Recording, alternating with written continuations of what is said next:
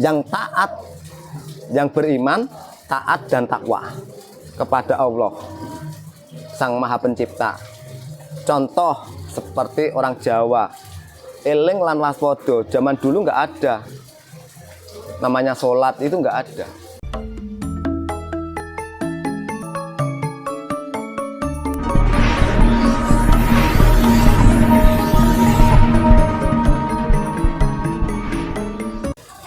Masalah gini loh Pak Sabrul guys. Iya.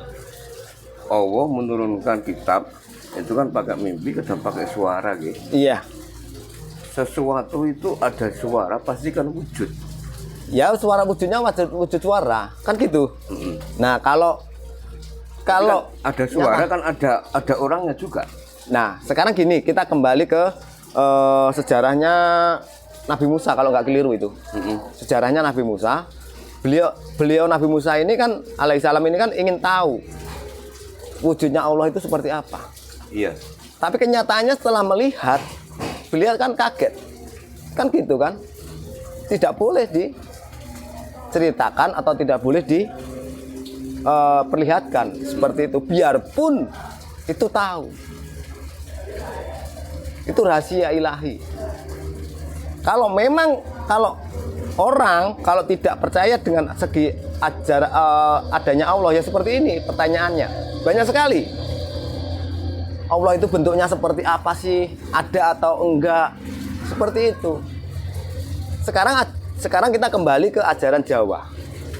Eling lan waspada. Itu maksudnya apa?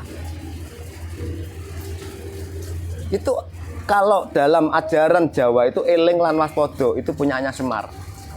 Eling lan waspada, eling marang Gusti Kang Maha Kuwasa, eling marang Gusti Kang akarya jagat, Gusti eling marang Gusti Kang Maha Dumadi. Sama kok sebenarnya.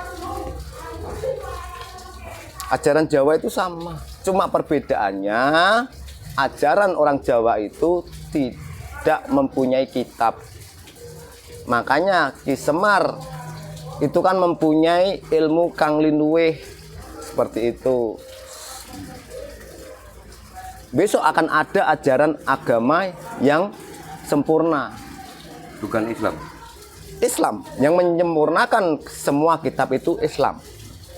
Dari kitab Zabur, Taurat, Injil baru disempurnakan oleh kitab suci Al-Quran. Jadi tiga ini disempurnakan oleh kitab suci Al-Quran. Disempurnakan, bukan kesuci loh ya, tapi disempurnakan.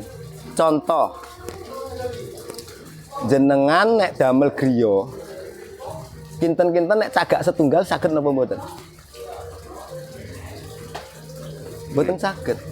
Cagak kalih mboten saged. Cagak tiga nggih mboten saged, mesti cagake sekawan kados niki. Cagake sekawan. Makanya disempurnakan.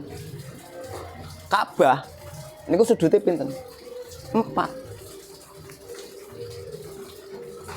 Makanya kitab ayat suci Al-Quran, agama Islam ini penyempurna dari kitab-kitab suci yang diturunkan oleh Allah sebelum kitab suci Al-Quran diturunkan. Itu. Tadi kan menyebut surga. Apa? Tadi kan menyebut surga. Nah, sekarang nanti yang menjadi penghuni surga itu cuma umat Islam semua. Enggak.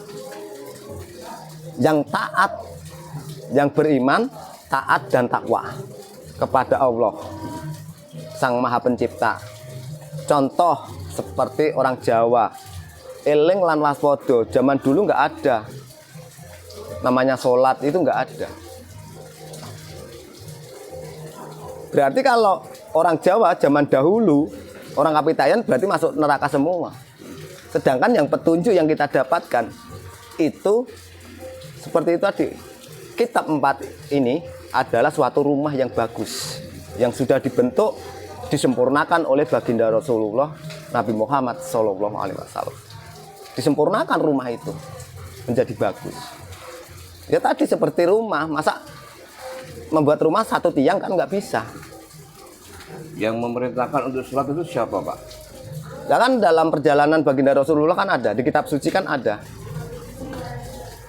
Di kitab suci itu ada, di kitab suci Al-Quran. Saya bukan ahli kitab, tapi ada.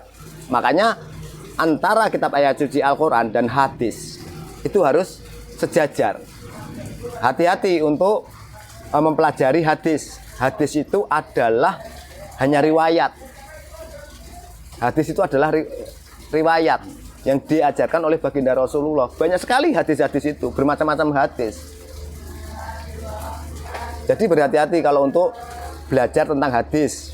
Yang penting untuk pedoman pertama adalah kitab ayat suci Al-Quran yang jumlahnya 30 juz, 114 surah dan 6.666 ayat. Itu yang asli. Itu semua dari Allah semua? Iya, semua dari Allah.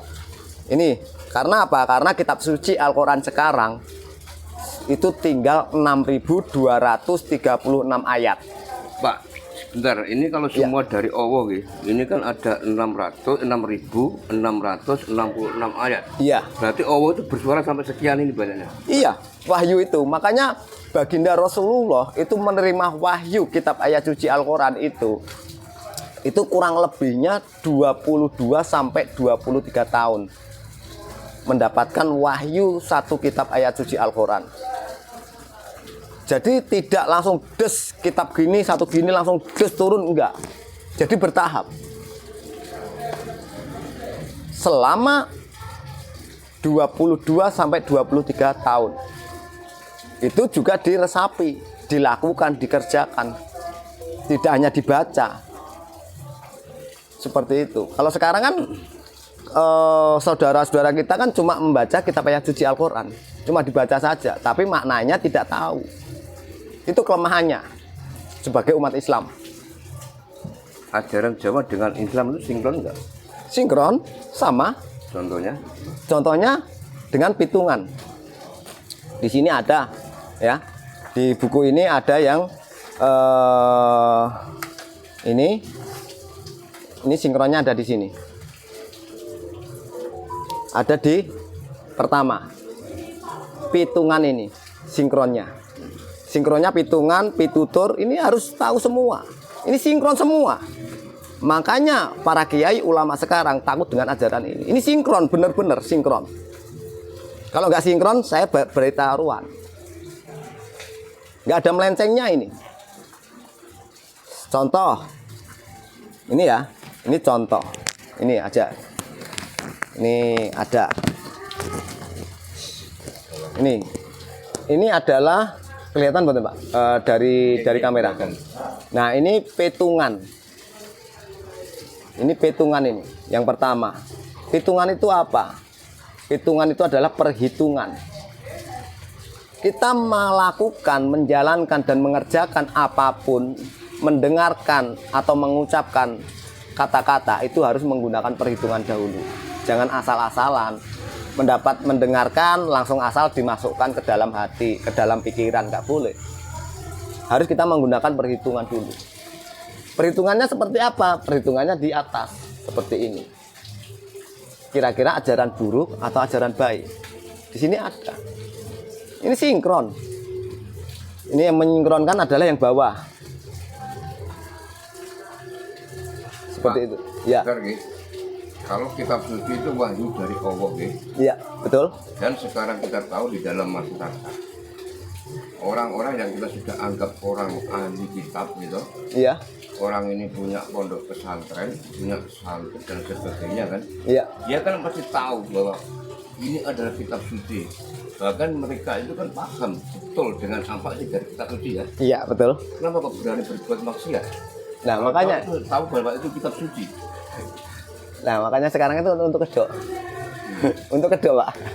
Saya perjalanan kemarin kan saya masuk ke masjid-masjid. Biarpun saya orang Kapitayan tapi saya masuk ke masjid-masjid. Seperti apa sifat dan sikap saudara-saudara kita semua yang ada di Tanah Jawa, Madura, Bali. Kita melihat. Bukan katanya teman-temanku, katanya teman-teman istriku. Enggak, saya melihat dengan kepala saya sendiri. Jadi tahu, saya nggak percaya, cuma katanya saya nggak percaya.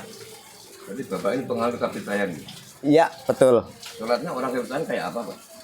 Ya, memintanya kepada yang ini. Bukan, maaf ya, orang Kapitayan itu kan ada yang mengatakan permintaannya di pohon-pohon, terus bebatuan, iya kan? Di pegunungan atau di gua. Enggak. Kalau kita mengingat masa lalu, rumah itu menghadap ke selatan. Zaman dulu loh, Pak. Terus rumah itu pasti disusun ada 3 kamar. Kalau orang Jawa, orang desa itu mengatakan sentong. Itu menjadi 3, kanan, kiri, dan tengah. Nah, yang tengah ini yang untuk menggunakan semedi atau mendekatkan diri pada Gusti Kang Maha Kuwaos. Doanya sama seperti orang Islam kok, cuma berbeda bahasa aja kok. Bahasa Jawa sama bahasa Arab. Perbedaannya cuma